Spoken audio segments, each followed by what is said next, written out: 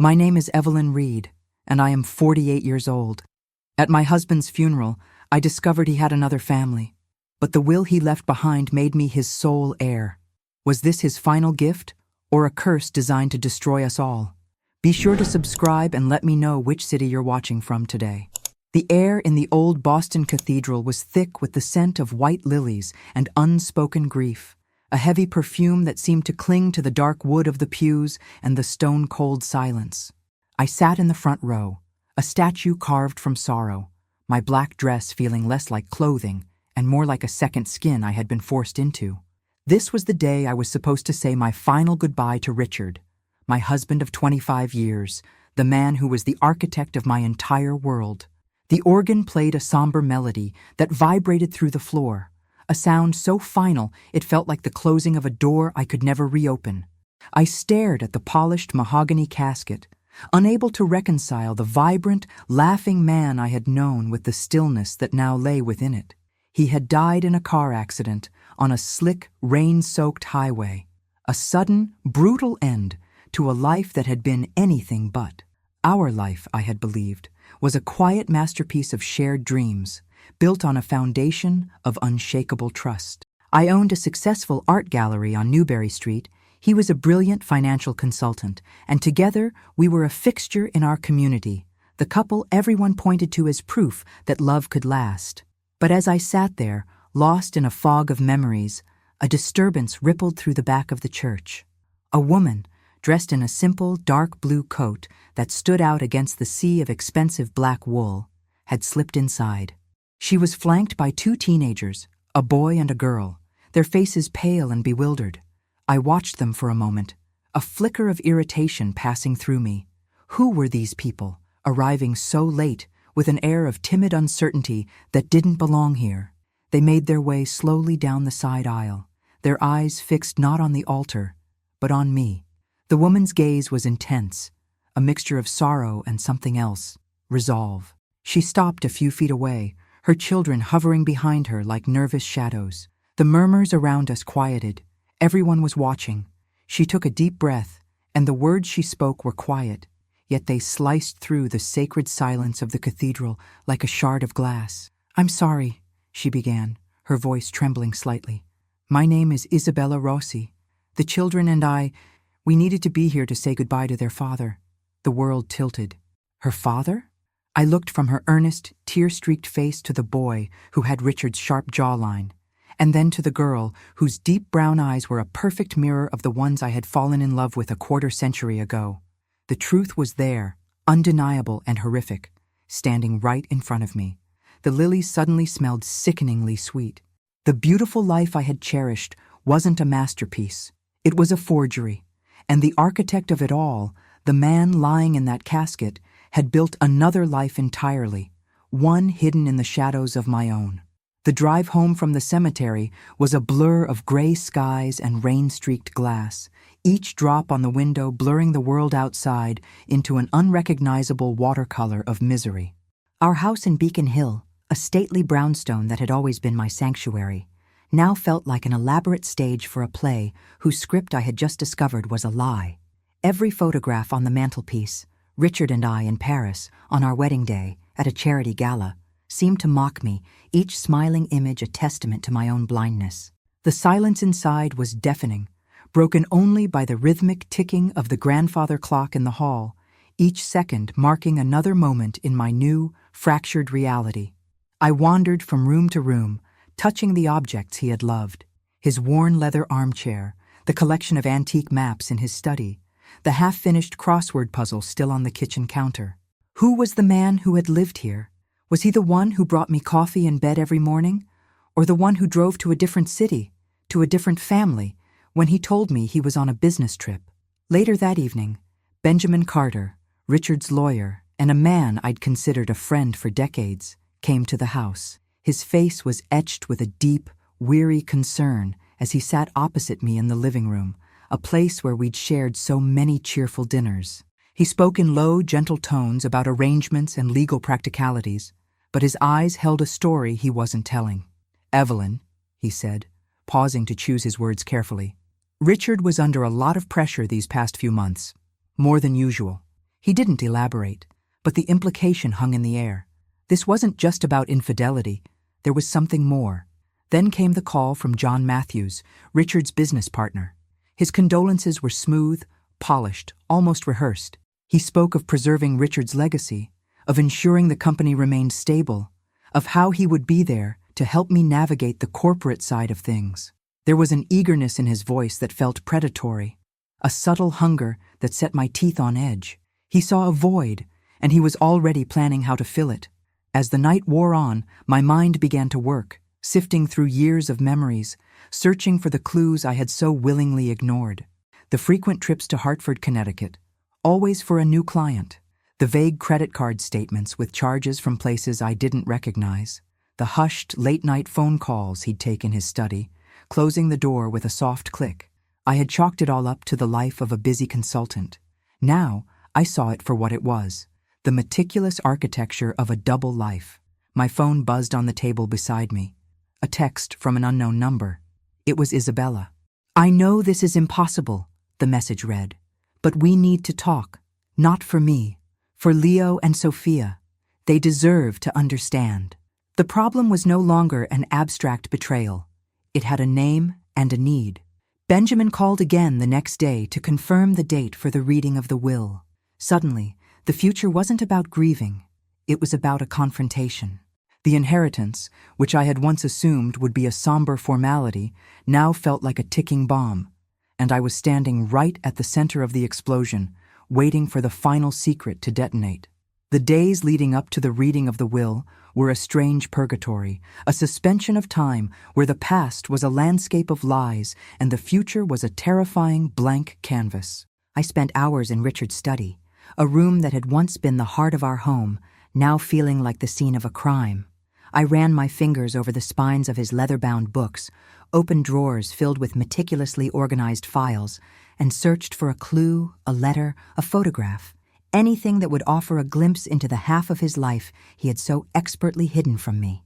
It was in that room, surrounded by the ghost of the man I thought I knew, that the memories began to surface, not as the warm, comforting images they once were, but as pieces of a puzzle I was finally seeing with clear eyes.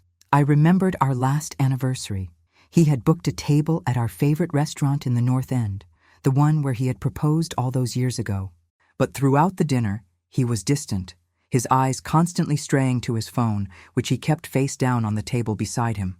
A call came through, and the vibration was like a small tremor that shook our entire table. He glanced at the screen, and I saw a flicker of something in his expression. Not annoyance, but a deep, pained conflict. He excused himself, claiming it was John Matthews about an urgent deal that couldn't wait. He was gone for nearly 20 minutes. When he returned, the light in his eyes had dimmed, and the rest of the evening was a hollow performance of celebration. At the time, I had felt a familiar pang of disappointment, the quiet resignation of a wife who understood the demands of her husband's career. I had even felt a surge of resentment toward John for his relentless ambition, always pushing, always demanding more of Richard. Now, I saw the truth with searing clarity. The call wasn't from John. The urgency wasn't about a business deal. It was from Hartford. It was from Isabella. Or perhaps it was Leo's birthday, or Sophia was sick. The pain on his face wasn't from professional stress. It was the agony of a man being torn in two. A man living a life so compartmentalized that one world was constantly threatening to bleed into the other. And John Matthews. I began to reconsider every interaction I'd ever had with him. He was always the slick, charming partner, but there was a coldness behind his smile, a competitive glint in his eye whenever he looked at Richard. I recalled company events where John would make subtle, undermining comments disguised as jokes, praising Richard's work-life balance with an insinuation that he wasn't fully committed. I had dismissed it as professional rivalry. But what if it was more? What if John knew? What if he knew about Isabella and the children and was using that knowledge as leverage? The pressure Benjamin had mentioned. It started to feel less like an internal struggle and more like an external threat. Richard had been an expert at keeping secrets, but even the most skilled magician can't perform forever with a saboteur in the wings. This revelation shifted something inside me. The profound, paralyzing grief began to recede, replaced by a cold, sharpening anger. The betrayal wasn't just Richard's. It felt larger, more orchestrated. He hadn't just built a second life. It was possible he had been trapped inside it. And as I prepared myself for the reading of the will, I understood that I was not just walking into a room to hear about assets and properties. I was walking into the next chapter of his secret story, and for the first time, I felt a desperate, driving need to uncover the truth, no matter how devastating it might be. Benjamin Carter's office was a fortress of mahogany and leather, a place designed to project an aura of unshakable order and calm. Yet, on that grim afternoon, the air was electric with tension, so thick you could taste the bitterness of unspoken accusations. I sat on one side of a large, polished table, my hands clasped tightly in my lap. Across from me sat Isabella, her posture rigid, her face a mask of determined sorrow. She had come alone, a decision I respected, though it did little to ease the suffocating awkwardness between us. But we were not the only ones present. To my surprise, John Matthews had also arrived, claiming he was there to represent the company's interests and to offer support. He sat slightly apart from us, a silent observer in a tailored suit, his expression one of carefully practiced sympathy. But his eyes, sharp and restless, missed nothing. He was a predator waiting for the first sign of weakness, and his presence turned my unease into a cold, hard knot of dread in the pit of my stomach. Benjamin entered the room, his face grim, and took his seat at the head of the table. He cleared his throat, the sound unnaturally loud in the silence, and began to read from the document in his hands. He spoke in the measured, dispassionate tone of the legal profession, a voice that turned a life's accumulation of assets and memories into a series of clauses and provisions. I barely registered the details of the smaller bequests, donations to charities, gifts to distant relatives. My entire being was braced for the main event, for the moment when Richard's final intentions would be laid bare, dividing what was left of his world between the two women who had loved him. I glanced at Isabella. Her gaze was fixed on the will, her hands trembling almost imperceptibly. She was waiting for the validation, for the acknowledgement that her life with him, that their children, had mattered. Finally, Benjamin reached the final, most significant section. He paused, his eyes lifting to meet mine for a fraction of a second, a silent warning. "Regarding the remainder of my estate," he read, his voice steady, "including all personal property, real estate holdings, investment portfolios, and my controlling shares in the firm of Reed and Matthews Consulting, I bequeath everything, in its entirety and without condition, to my wife, Evelyn Reed." The words fell into the silence of the room like stones into a still pond, the ripples of their impact spreading outward in waves of disbelief. A sharp, choked gasp escaped Isabella's lips. Her face, already pale, lost all color. It was a public, final erasure of her existence in his life. John Matthews was the first to move, leaning forward with a look of theatrical shock. "That can't be right," he said, his voice laced with false concern. "Richard must have been unwell, not of sound mind. There has to be a mistake." But my own shock was of a different kind. This wasn't a mistake. It was a message. As I looked at the legal document, at the cold, hard finality of Richard's decision, the suspicions that had been churning within me solidified into a terrifying certainty. He had not done this to punish Isabella or to reward me. He had done it to arm me.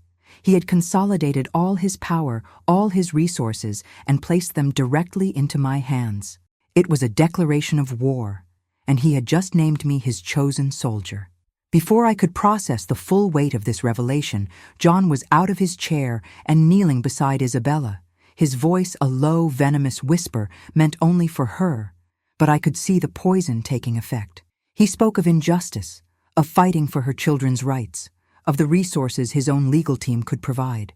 He was stoking the flames of her pain, turning her grief into a weapon he could aim directly at me and at the company he now desperately wanted to control. Isabella slowly lifted her head, and when her eyes met mine, the shared sorrow of two betrayed women was gone.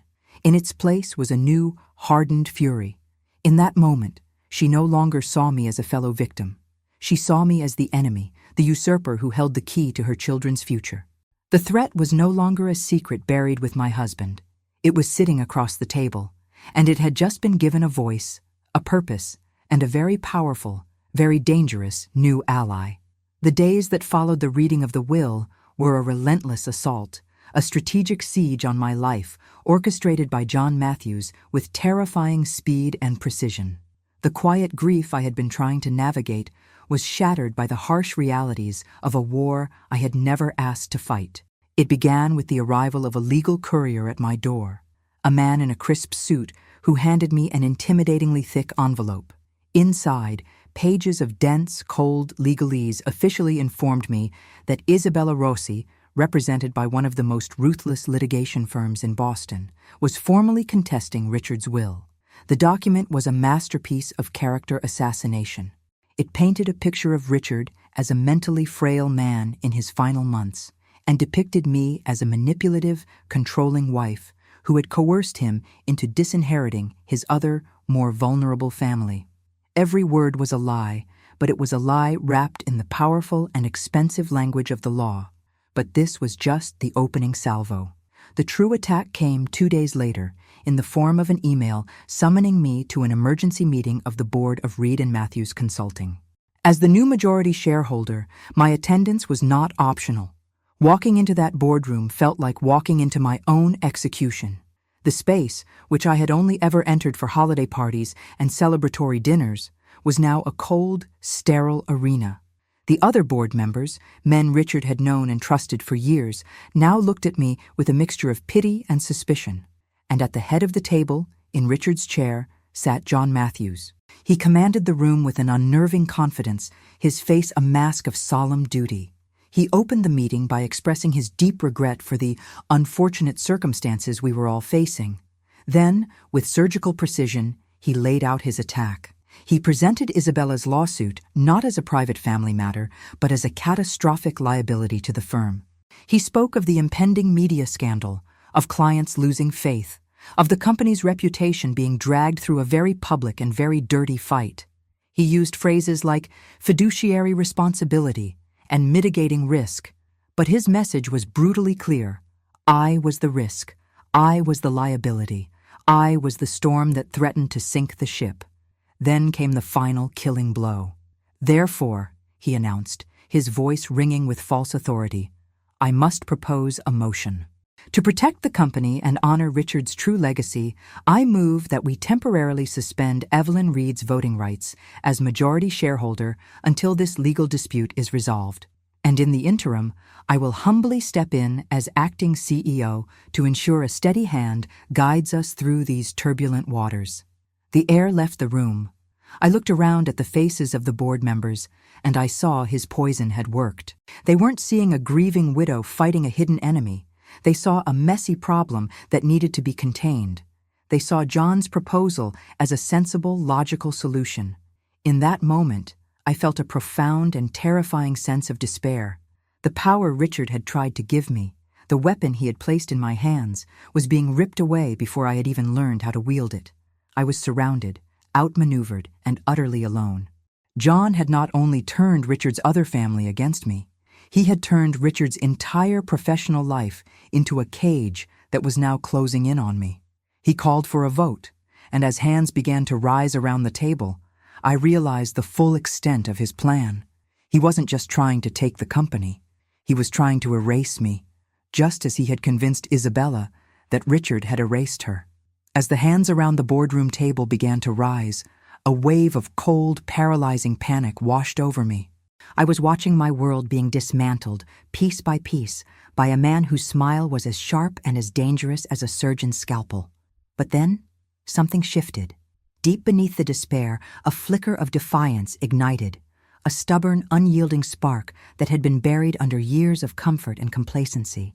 It was the same fierce determination that had helped me build my art gallery from a small, struggling space into a beacon of the Boston art scene. Richard had armed me, and I would not let his last stand be in vain. I had to do something, anything, to stop the vote. My mind raced, searching for a move, a tactic, a single word that could change the momentum. And then it came to me. It was a gamble, a bluff of the highest order. But it was the only card I had left to play. I held up my hand, not to vote, but to command silence. My voice, when I spoke, was surprisingly steady, imbued with a confidence I did not feel. Before we proceed with this vote, I began, my gaze sweeping across the room, meeting the eyes of each board member. I believe there is a critical piece of information that you are all missing. I let the statement hang in the air, allowing the intrigue to take root. John Matthews's confident smirk faltered for a fraction of a second. "Evelyn, this is hardly the time for—" he started, but I cut him off. "On the contrary, John," I said, my tone as sharp as ice. "It is precisely the time. You see, what you've presented as a private emotional family crisis is not the full picture. I have reason to believe that the pressures Richard was under, the ones that led to this complicated situation, were not personal. They were professional." I paused again, letting them absorb the implication. "I have recently discovered that Richard was conducting an internal audit of the company's finances, a private one. He was concerned about certain discrepancies, irregularities in some of our largest accounts. Accounts, I might add, that were managed directly by Mr. Matthews." The silence in the room was now absolute, thick with shock and suspicion. John's face went rigid, the color draining from it. I had no proof, no documents, nothing but a desperate, intuitive leap. I was betting on the fact that a man as meticulous and corrupt as I now believed John to be would have something to hide. "Richard's decision in his will," I continued, my voice now laced with a cold, hard anger, "was not an emotional act. It was a protective measure. He consolidated his shares under my name because he knew something was wrong within his own company. He was trying to protect his legacy from an internal threat, not a domestic one. And I intend to see his audit through to its conclusion. It was a complete fabrication, born of sheer desperation. But it worked." The hands that had been raised to vote against me slowly lowered. The board members exchanged uneasy glances. The narrative had changed. I was no longer a liability. I was a potential whistleblower, the guardian of the company's integrity. The vote was tabled, pending an internal review. I had bought myself time. It was a small victory, but it felt monumental. As I walked out of that boardroom, leaving John Matthews sitting stunned and silent in Richard's chair, I knew the battle was far from over. I had publicly accused a powerful man of corruption with no evidence to back it up. I had painted a target on my own back. But as I stepped out into the crisp Boston air, I felt a surge of adrenaline, a clarity of purpose I hadn't felt in years. I wasn't just a grieving widow anymore. I was a fighter, and I had just thrown the first punch. Now, I just had to find the evidence to make it land. My bluff in the boardroom had bought me a temporary ceasefire, but I knew the clock was ticking. John Matthews was not a man who would remain on the defensive for long. He would be working furiously to discredit me, to bury whatever secrets he was hiding even deeper. My desperate lie had to become the truth, and I knew I couldn't find it alone. My first and only call was to Benjamin Carter. I met him that evening at a quiet, secluded corner of a historic Boston pub, the kind of place with dark wood paneling and low lighting that felt designed for secrets. I laid everything out for him. My confrontation with John, my fabricated story about the internal audit, and my gut-wrenching certainty that Richard's death was connected to something sinister within his own firm. To my immense relief, Benjamin didn't dismiss my claims as the paranoid ramblings of a grieving widow. He listened intently, his brow furrowed in concentration, and when I finished, he looked at me with a newfound respect. "Evelyn," he said, his voice low and serious, "I always felt there was something off about John Matthews, an ambition that was too sharp, too ruthless, but Richard never spoke of it directly."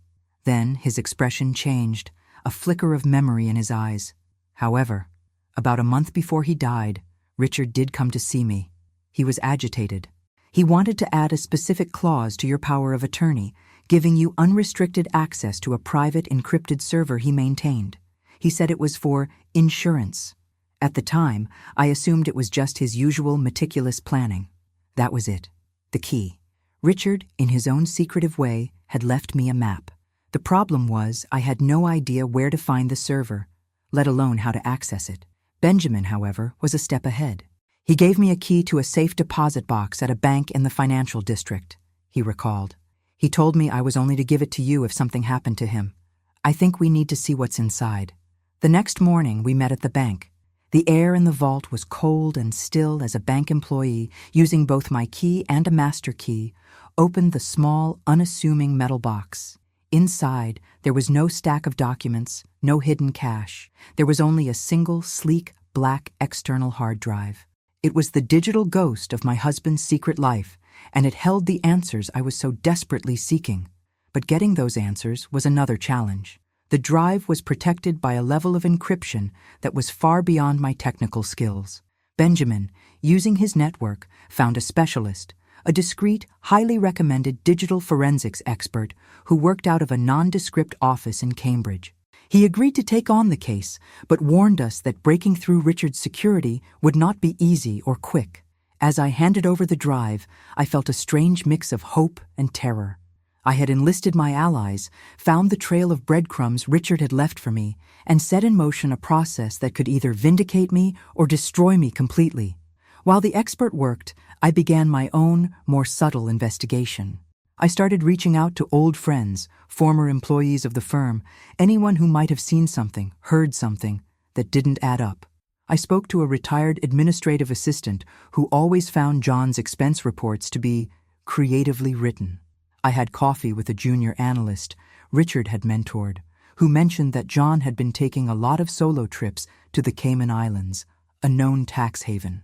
Each conversation was a small piece of the puzzle, a faint brushstroke in the portrait of a deeply corrupt man. I was no longer just waiting for the truth to be revealed. I was actively hunting it down, and I could feel the net slowly, painstakingly, beginning to tighten. 3 weeks. For 3 agonizing weeks, my life was a holding pattern of quiet tension and carefully concealed fear. Every ringing phone made my heart leap into my throat, and every unexpected knock at the door sent a jolt of anxiety through me.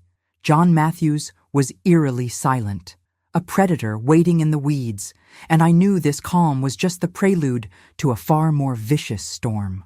I continued my own quiet investigation, piecing together a timeline of John's suspicious activities, but my collection of whispers and anecdotes was not enough. I needed the irrefutable digital proof locked away on that hard drive. The call finally came on a gray, drizzly Thursday afternoon. It was the forensics expert. His voice was calm, almost unnervingly so. "I'm in," he said, and those 2 simple words felt like the first ray of sunlight after a biblical flood. "You and Mr. Carter should come to my office. There's a lot you need to see." Benjamin and I drove to Cambridge in a tense silence, the anticipation in the car so thick it was almost suffocating. The expert's office was a chaotic maze of computer hardware and monitors, but he guided us to a large screen where he had organized his findings with chilling precision. What he showed us was more than just evidence of corporate malfeasance. It was a map of John Matthews's calculated and systematic betrayal, a betrayal that had been going on for years. Richard, it turned out, had not been conducting a simple internal audit.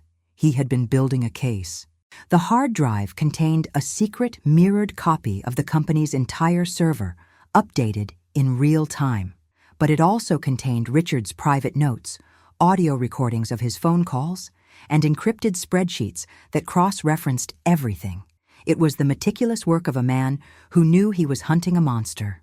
The first folder the expert opened was labeled Project Nightingale. It detailed a complex money laundering scheme.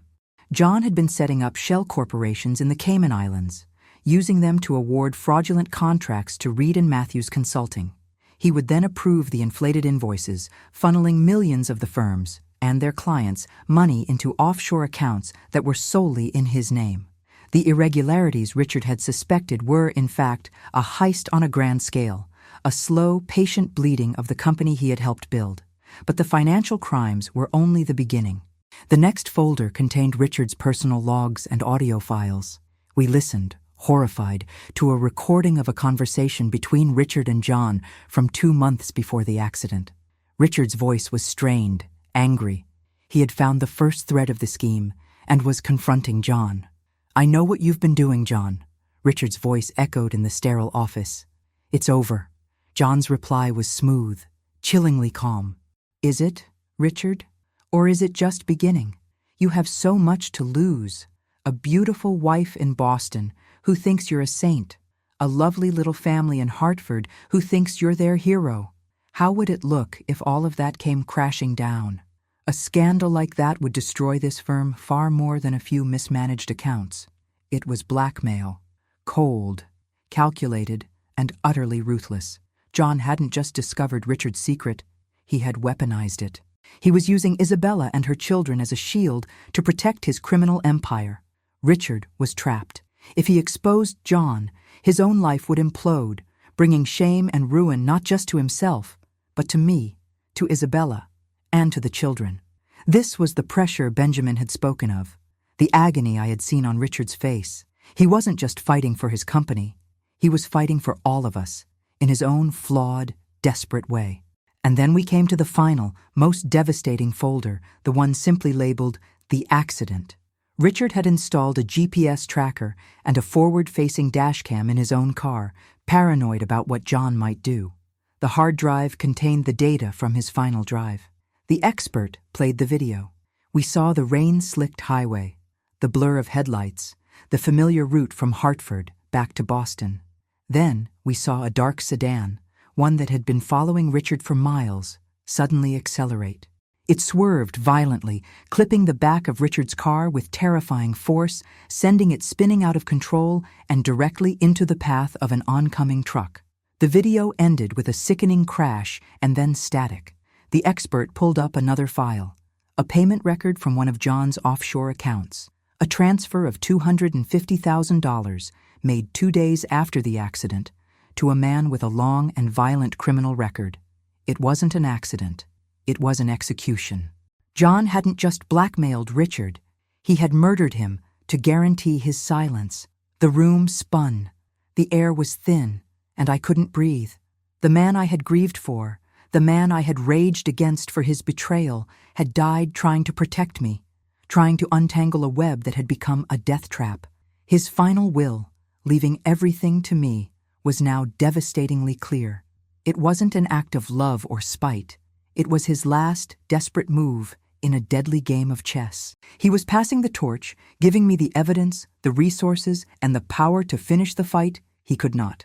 Staring at the screen, at the cold, hard proof of John's monstrous crimes, my grief and my anger finally merged into a single, unshakable resolve.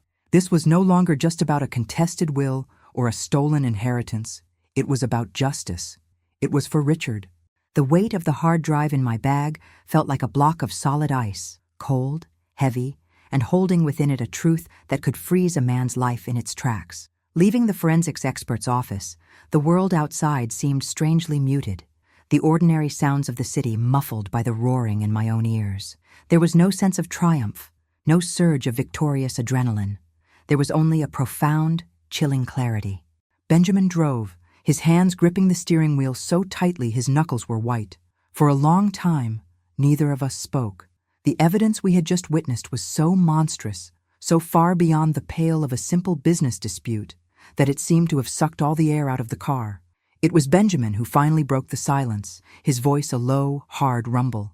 "This is beyond the local police, Evelyn.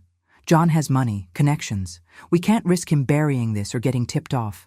We need to go to the State Police Special Investigations Unit, maybe even the FBI. This is a federal case now. Interstate wire fraud, money laundering, and murder." He was right. We needed to move with absolute precision, leaving no room for error. We spent the rest of the day in Benjamin's office, not as a grieving widow and her lawyer, but as a strategic team planning a campaign. He made a series of discreet calls, leveraging contacts he had built over a 40-year career, speaking in careful, coded language until he reached the right person, a deputy director in the state's white-collar crime division who he knew to be incorruptible. An emergency meeting was arranged for the following morning. As I sat there, listening to Benjamin's calm, authoritative voice, I realized my own role in this had to be more than just providing the evidence. I couldn't just hand over the drive and walk away. I needed to see it through. I needed to be there for the final act. "I want to be the one to confront him," I said, the words surprising even myself with their steeliness. Benjamin looked at me, his expression a mixture of concern and admiration, Evelyn, that could be dangerous. The most dangerous part is over, I countered. He thinks I'm a broken, grieving woman he can easily sideline. He won't see me coming. I want to call an emergency board meeting. I will present the evidence myself. You will have the authorities waiting in the wings. He needs to be exposed in the very room where he tried to destroy me, in front of the very people he tried to turn against me. It was, I knew, a theatrical and perhaps reckless plan, but it felt right. It felt like the only way to truly honor Richard's last fight. It was a way to reclaim the narrative, to ensure that the truth was not just revealed, but performed, leaving no doubt in anyone's mind. After a great deal of persuasion, Benjamin and the authorities agreed. The stage was set. The next afternoon, I walked back into the boardroom at Reed and Matthews Consulting. The atmosphere was thick with a tense, impatient energy. I had summoned them all under the pretense of presenting a counter-proposal to John's motion, a way to resolve the inheritance dispute amicably. John was already there, sitting in Richard's chair as if it were a throne, a smug, proprietary smile on his face. He believed he had won. He saw my presence as a sign of surrender. The other board members looked uncomfortable, eager to have the messy business concluded. But there was one other person I had insisted be present. I had called Isabella that morning. I told her only that if she wanted to truly understand what had happened to the father of her children, she needed to be at this meeting. To my surprise, she had agreed, and now she sat at the far end of the table, her face pale and guarded, watching me with a mixture of suspicion and raw pain. "Thank you all for coming on such short notice," I began, my voice echoing slightly in the tense silence. I walked to the head of the table, and instead of taking a seat, I placed my laptop down and connected it to the room's large projector. John watched me with an air of amused tolerance. "Evelyn, if you have a settlement offer, my lawyers would be the appropriate channel," he started, his tone patronizing. "This isn't an offer, John," I said, turning to face him fully, my eyes locking onto his. "It's a presentation, the results of the internal audit I mentioned." A flicker of annoyance crossed his face. "This is a ridiculous fantasy. You have nothing." "Oh, but I do," I replied, and with a click of the mouse, the first document appeared on the screen behind me. It was a detailed flowchart of the offshore accounts, the shell corporations, the millions of dollars siphoned out of the company. "I believe the board will be very interested in something called Project Nightingale." The room erupted in confused murmurs. I calmly walked them through the scheme, my voice never wavering as I detailed the extent of his theft. John's face went from smug to livid. He shot to his feet, his voice booming. "This is slander, forged documents, a desperate attempt by a hysterical woman to seize control." But his protests were drowned out by the shocked gasps of the board members as they saw the irrefutable proof of his betrayal. Before he could regain control, I moved to the next phase. "You were right about one thing, John," I said, my voice dropping, becoming more personal, more venomous. "Richard did have a secret. He was under immense pressure." I looked directly at Isabella. "And you, John, you used his children as a shield for your crimes." I played the audio file. The boardroom was filled with the sound of Richard's strained voice confronting his partner, and John's chilling, blackmailing response. Isabella let out a small, strangled sob, her hand flying to her mouth as she finally understood the truth. She wasn't Richard's dirty secret. She was the weapon being used against him. John's face was now ashen. The mask was gone. All that remained was the raw, cornered rage of a predator. He lunged towards the table, towards my laptop, but I was ready for him. "There's one more thing you need to see," I said, my voice cold as a grave. "You need to see what you did." I played the video. The final, terrible moments of Richard's life filled the screen. The rain, the headlights, the dark sedan, the brutal, deliberate impact. A collective gasp of horror filled the room.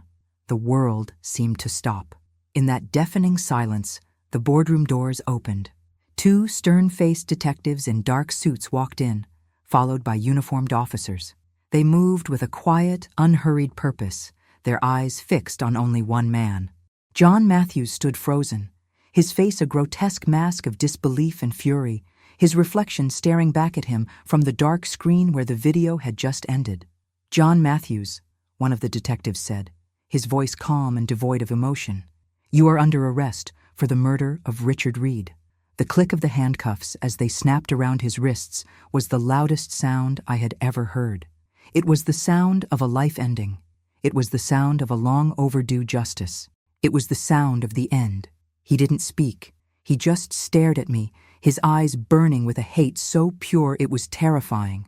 As they led him away, a disgraced, broken man, the life drained out of the room, leaving behind a vacuum of shock and grief.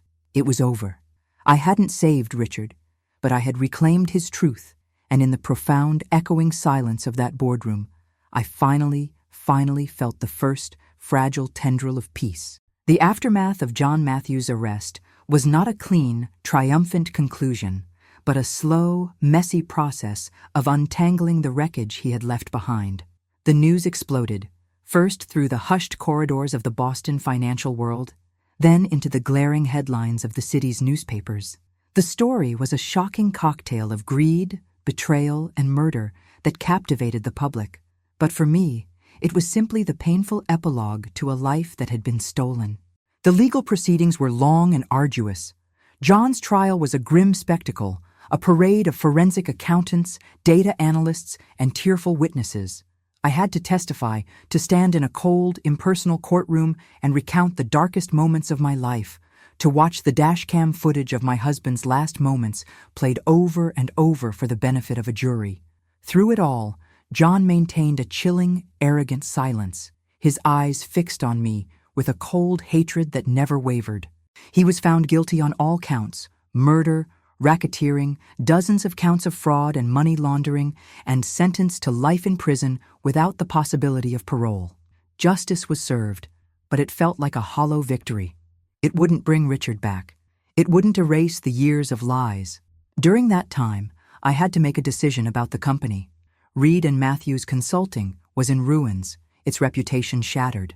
The board, humbled and ashamed, offered me the position of CEO, a chance to rebuild. But I knew that world was never mine. It was Richard's, and it was tainted by John's poison.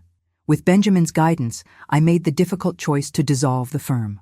We sold off its assets, ensuring every client who had been defrauded was made whole, and established a generous severance fund for the employees who had been caught in the crossfire.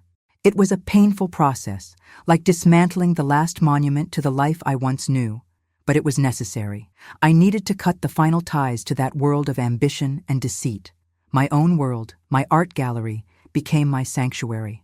I poured my energy into it, finding solace in the silent beauty of paint on canvas, in the stories told by artists who saw the world in ways I was only just beginning to understand. One of the most difficult and necessary parts of this reconstruction was facing Isabella. A week after the arrest, she asked to meet me. We sat in a small, neutral cafe halfway between Boston and Hartford. There were no lawyers, no pretenses. For the first time, we were just two women whose lives had been irrevocably altered by the same man. She cried, apologizing for the lawsuit, for believing John, for the pain she had caused me. I found myself comforting her, my own anger having long since evaporated, replaced by a shared, complex grief. We spoke for hours, not as rivals, but as the sole keepers of Richard's fragmented legacy. She told me about the Richard she knew, the devoted father who never missed a school play, the man who would drive 4 hours just to fix a leaky faucet. I told her about the man I knew, the brilliant partner, the charming host, my companion for 25 years. We realized that we had both been loved, and we had both been lied to.